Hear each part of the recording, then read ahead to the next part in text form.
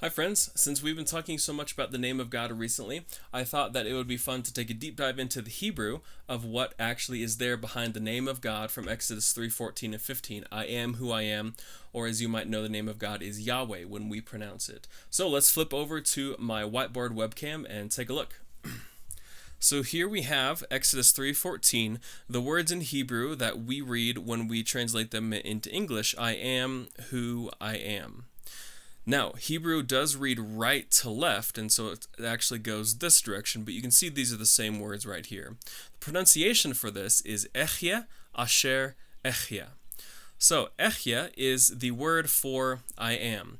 Now, in English, when we write out the name of Yahweh without vowels, because that's typically what we do, it's an ancient Jewish tradition out of respect for the name of God, not writing it out. They didn't want to write it incorrectly or even say it incorrectly. So often the word Adonai is used when we read the name of Yahweh in the Hebrew. But in English letters, it'd be YHWH. If you add the vowels, Yahweh. Now, in Hebrew, it is not I am. Instead, it actually says He is. So let me write it out. This is the Y. Remember, I'm going right to left. Here's the H, here's the W, and here's another H. Yahweh. Now, the difference, or hopefully you can see some similarities between these two words. We have H's on the second and fourth for both of them. This letter right here, the W, is very similar to this. It's just got a little longer tail. And depending on which era of Hebrew you're reading, you will see more of these, which are our Y's, than these, which are W's. They became interchangeable. It's kind of like how in modern English we have an S that can make a S sound, or a C can also make a S sound. It will just depend sometimes on the age of the language that we're reading. So what I want you to take note of, though, is this first letter right here. This is an A, or an Aleph in Hebrew.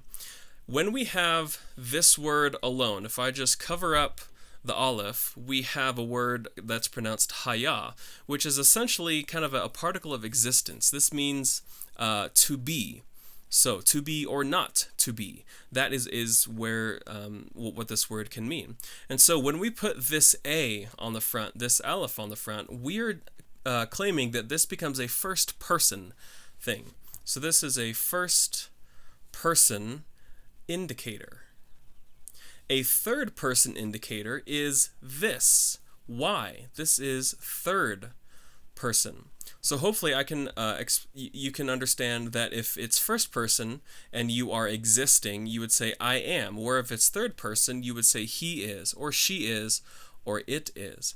And so when we come to let me flip back over.